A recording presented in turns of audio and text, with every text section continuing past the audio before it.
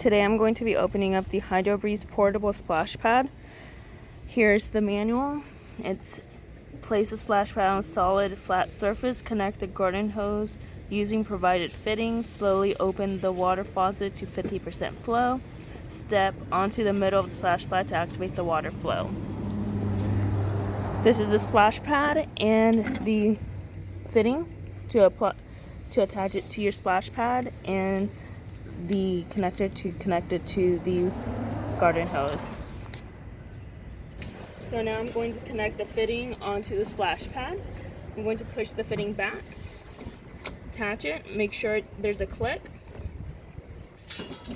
Then I'm going to attach the garden hose to the splash pad.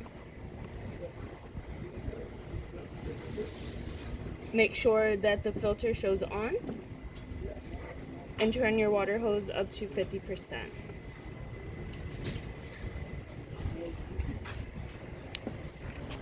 And to activate the splash pad, you're going to step onto the middle